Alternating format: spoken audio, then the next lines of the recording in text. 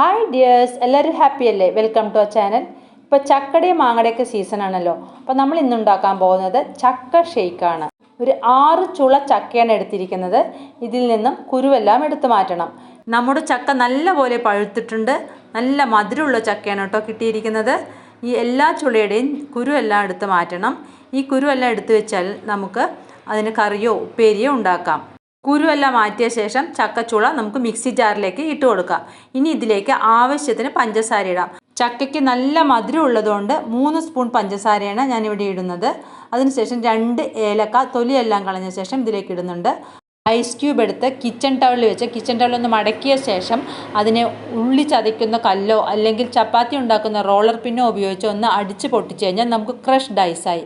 അതും കൂടെ ഇട്ട് നല്ലപോലെ ഒന്ന് ബ്ലെൻഡ് ചെയ്തെടുക്കുക. നല്ല സ്മൂത്തായി അരയ്ക്കണം. ഇതിലേക്ക് നല്ല തണുത്ത പാല്, ചില്ലറിൽ വെച്ച പാലെടുത്ത് ഒഴിച്ച് വീണ്ടും ഒന്നുകൂടി അടിക്കുക. അതോടെ നമ്മുടെ ജാക്ക് ഫ്രൂട്ട് ഷേക്ക് റെഡി ആയിട്ടുണ്ട്. ധാരാളം പോഷക ഗുണങ്ങൾ അടങ്ങിയ ഒരു സാധനമാണ് ചക്ക. അത് വെച്ച് ഷേക്ക് ഉണ്ടാക്കി കുടിച്ചാലോ? വേനൽക്കാലത്തേക്ക് ഒരു പെർഫെക്റ്റ് ഡ്രിങ്ക്. നിങ്ങൾക്ക് ഈ വീഡിയോ ഇഷ്ടമായെങ്കിൽ ലൈക്ക് ചെയ്യണം, കമൻറ്റ് ചെയ്യണം, ഷെയർ ചെയ്യണം. Thank you for watching.